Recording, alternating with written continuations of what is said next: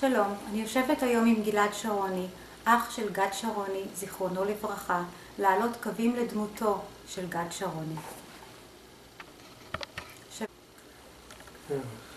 שמי גלעד שרוני, אני אח של גד שרוני, זיכרונו לברכה.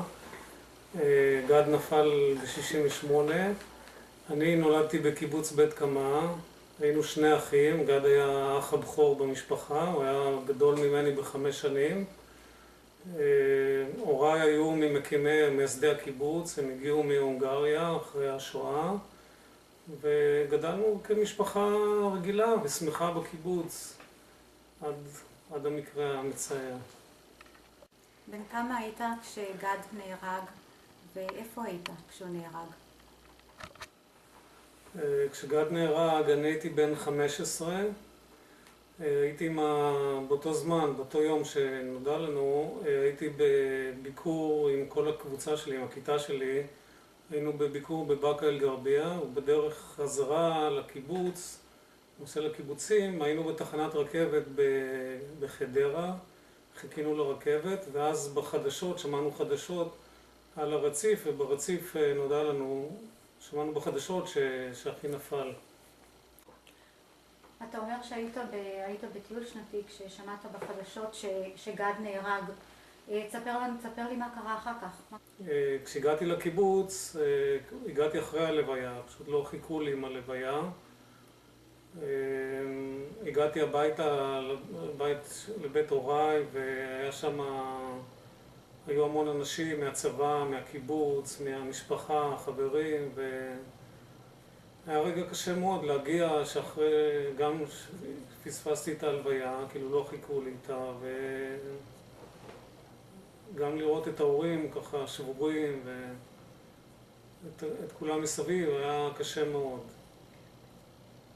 מה אתה יכול לספר לי על החיים, על חיי המשפחה לפני שגד נהרג, ומה היה השינוי הגדול אחרי שגד נהרג בבית? לפני שגד נהרג, היינו אחים, היינו שני אחים רק בבית, ושיחקנו הרבה בכדור, גם בינינו בבית, עם מכוניות קטנות, וגם עם השכנים, היה לנו פעילות. אחרי שהוא נהרג, פשוט הכל נסגר בפנים. אני לא דיברתי על זה בקיבוץ, אנחנו קיבוץ של השומר הצעיר, לא ישבנו שבעה. יומיים אחרי המקרה כבר אמרו לי תחזור לבית ספר, כאילו כלום לא קרה. לא קיבלתי שום ייעוץ או תמיכה, או פשוט חזרנו לחיים רגילים, והכל נסגר בתוכי 45 שנה. הייתי רוצה שתעלה קצת כמה קווים לדמותו של גד. איזה איש הוא היה? אם אתה יכול לתאר אותו עם תכונות אופי שלו, מה אתה זוכר ממנו? גד היה, קודם כל היה בן אדם טוב, היה חייכן, היה אוהב לעזור לאנשים, היה לו חוש הומור, הוא היה ספורטאי טוב, היה לו רצון לעשות דברים. מה היית מייעץ בתור אח שקול ותיק לאח שקול צעיר, אם הייתה לך הזדמנות לדבר איתו? טוב, לאח שקול צעיר אני מייעץ, לאור מה שעבר עליי, להיות חופשי עם האובדן, כאילו לדבר על זה בחופשיות, לדבר כמה שיותר, לראות תמונות, להיזכר בדברים, לכתוב, לעבור על דברים שעברו, לדבר עם אנשים אחרים, פשוט להוציא את זה ולשחרר את זה. ולזכור ולהנציח, זה מה שחשוב לנו. שוב, ואם צריך עזרה, אז לא להתבייש ולא לפחד לקבל את העזרה, לבקש את העזרה. בסך הכל אנחנו איבדנו חלק מבשרנו, חלק חשוב מאוד בחיינו, ופשוט צריך להמשיך ולגדול מפה במקום להיכנס לעצבות ולאבל. 45 שנה אתה אח שקול.